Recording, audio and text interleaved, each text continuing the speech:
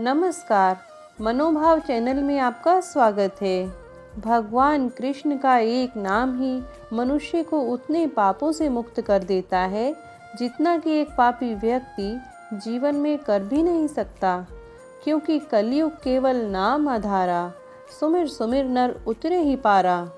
इसी तथ्य को दर्शाती एक सुंदर कथा आपको सुनाती हूँ। गौड़ देश में एक ब्राह्मण निर्धनता के कारण बहुत दुखी रहता था। जहाँ कहीं भी वह सहायता मांगने जाता, सब जगह उसे तिरस्कार ही मिलता। वह ब्राह्मण शास्त्रों को जानने वाला व स्वाभिमानी था। उसने संकल्प किया कि जिस थोड़े से धन व स्वर्ण के कारण लोग उसका तिरस्कार करते हैं, वह उस स्वर्ण को मूल्यहीन कर देगा।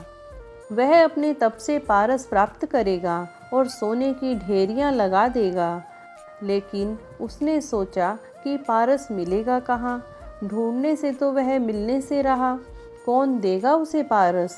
देवता तो स्वयं लक्ष्मी के दास हैं, वे उसे क्या पारस देंगे? ब्राह्मण ने भगवान ओगड़दानी शिव की शरण में जाने का निश्चय किया, जो विश्व को विभूति देकर स्वयं भस्मांग राग लगाते हैं। वे कपाली ही कृपा करें तो पारस प्राप्त हो सकता है। घर नहीं, धन नहीं, अन्न और भूषण नहीं, फिर भी शिव महादानी कहलाते हैं। देखत भयंकर पर नाम शिव शंकर, नाश करते हैं तो भी नाथ कहलाते हैं। ब्राह्मण ने निरंतर भगवान शिव का रुद्रार्चन, पंचाक्षर मंत्र का जप और कठिन व्रत करना शुरू कर दिया। आखिर भगवान आशुतोष कब तक संतुष्ट नहीं होते। ब्राह्मण की 12 वर्ष की तपस्या सफल हुई। भगवान शिव ने स्वप्न में दर्शन देकर कहा, तुम वृंदावन में श्री सनातन गोस्वामी के पास जाओ, उनके पास पारस है और वे तुम्हें दे देंगे। एक समय था जब वे विद्या, पद, ऐश्वर्य और मान में लिप्त थे, बंगाल के कर्ता धर्ता थे, किंतु श्री कृष्ण कृपा से, श्री कृष्ण प्रेम की मादकता से ऐसे दीन बन गए कि परम वैरागी हो गए। ब्राह्मण बोला, हे महादेव, श्री सनातन गोस्वामी के पास पारस है और वे उस महान रत्न को मुझे दे देंगे। तो भगवान शंकर ने कहा, हाँ, वे अवश्य दे देंगे। ये सब सोचते हुए ब्राह्मण वृंदावन की ओर चला जा रहा था और खुशी के मारे यात्रा की थकान व नींद उससे कोसों दूर चली गई थी। वृंदावन पहुंचने पर उसने लोगों से श्री सनातन गोस्वामी का पता पूछा। लोगों ने वृक्ष के नीचे बैठे अत्यंत कृशकाय, दुर्बल, कोपीनधारी, गुदड़ी रखने वाले वृद्ध को श्री सनातन गोस्वामी बतलाया। चैतन्य महाप्रभु के शिष्य सनातन गोस्वामी वृंदावन में वृक्ष के नीचे रहते थे। भीख मांगकर रूखी सूखी खाते, फटी लंगोटी पहनते और गुदड़ी व करवा साथ में रखते थे। 8 प्रहर में केवल 4 घड़ी सोते और शेष समय श्री कृष्ण नाम का कीर्तन करते थे। ब्राह्मण ने मन में कहा, यह कंगाल सनातन गोस्वामी है, ऐसे व्यक्ति के पास पारस होने की आशा कैसे की जा सकती है? लेकिन इतनी दूर आया हूँ तो पूछ ही लेता हूँ, पूछने में क्या जाता है। ब्राह्मण ने जब श्री सनातन गोस्वामी से पारस के बारे में पूछा तो उन्होंने कहा, इस समय तो मेरे पास पारस नहीं है, मैं उसका क्या करता, क्योंकि गावे श्यामा श्याम को, ध्यावे श्यामा श्याम, निरखे श्यामा श्याम को, यही हमारो काम। श्री सनातन गोस्वामी ने बताया कि एक दिन मैं यमुना स्नान को जा रहा था तो रास्ते में पारस पत्थर पैर से टकरा गया। मैंने उसे वहीं यमुना जी की रेत में गाड़ दिया, जिससे किसी दिन यमुना स्नान से लौटते समय वह मुझे छू ना जाए, क्योंकि उसे छूकर तो पुनः स्नान करना पड़ता है। तुम्हें चाहिए तो तुम उसे वहाँ से निकाल लो, क्योंकि कंचन कामिनी भगवान की विस्मृति कराने वाले होते हैं। इसलिए सच्चे संत पारस के छू जाने भर को अपवित्र मानते हैं। श्री सनातन गोस्वामी ने जहाँ पारस गड़ा हुआ था उस स्थान का पता ब्राह्मण को बतला दिया और रेत हटाने पर ब्राह्मण को पारस मिल गया। पारस की परीक्षा करने के लिए ब्राह्मण लोहे का एक टुकड़ा अपने साथ लाया था। जैसे ही ब्राह्मण ने लोहे को पारस से स्पर्श किया, वह स्वर्ण का हो गया। पारस सही मिला है, इससे अत्यंत प्रसन्न होकर ब्राह्मण अपने गांव की ओर लौटने लगा।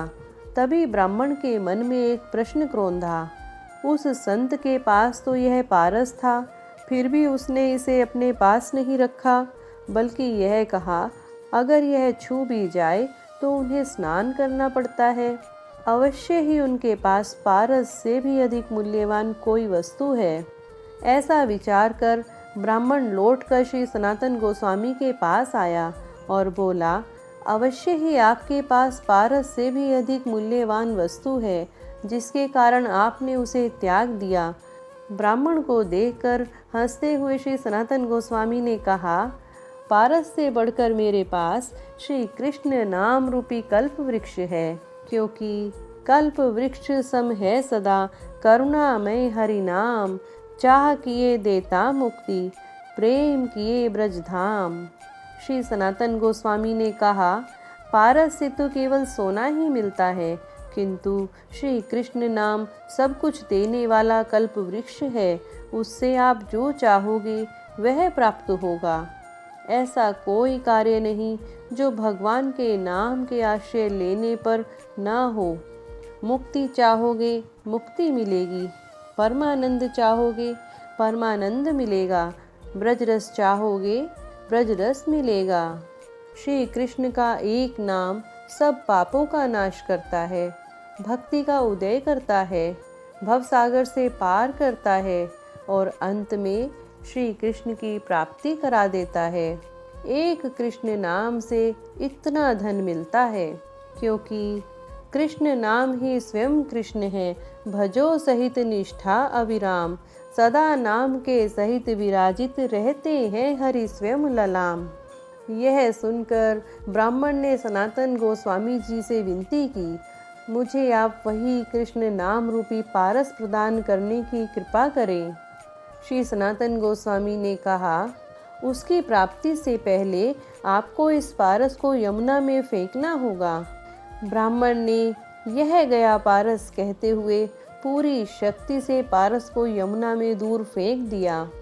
भगवान शिव की दीर्घकालीन तपस्या व संत के दर्शन से ब्राह्मण के मन व चित्त निर्मल हो गए थे। उसका धन का मोह समाप्त हो गया था और वह भगवान की कृपा का पात्र बन गया। श्री सनातन गोस्वामी ने उसे श्री कृष्ण नाम की दीक्षा दी। वह श्री कृष्ण नाम जिसकी कृपा के एक कण से करोड़ों पारस बन जाते हैं। नाम रूपी पारस से तो सारा शरीर ही कंचन का हो जाता है, क्योंकि सभी रसायन हम करी, नहीं नाम सम कोय, रंचक घट में संचरे, सब तन कंचन होए। जो मेरे नामों का गान करके मेरे समीप प्रेम से रो उठते हैं, उनका मैं खरीदा हुआ गुलाम हूँ। यह जनार्दन दूसरे किसी के हाथ नहीं बिका है। जिसने एक बार श्री कृष्ण नाम का स्वाद ले लिया, उसे फिर अन्य सारे स्वाद रसहीन लगने लगते हैं। भव सागर से डूबते हुए प्राणी के लिए वह नौका है, मोक्ष चाहने वाले के लिए वह सच्चा मित्र है, मनुष्य को परमात्मा से मिलाने वाला सच्चा गुरु है, अंतःकरण की मलिन वासनाओं के नाश के लिए दिव्य औषधि है। यह मनुष्य को सुख से सुख देव बना देता है। तो है ना सचमुच श्री कृष्ण नाम पारस से बढ़कर। भगवान श्री कृष्ण कहते हैं, जो भजता है मुझको और मांगता है सांसारिक सुख, वह व्यक्ति अमृत छोड़कर विष मांगता है। वह बड़ा मूर्ख है, पर मैं तो समझदार हूँ। मैं उस मूर्ख को विष अर्थात सांसारिक सुख क्यों दूंगा। मैं उसे अपने चरणों की भक्ति देकर सांसारिक सुखों को विस्मृत करा देता हूँ। तो प्रेम से बोलिए, जय श्री कृष्णा।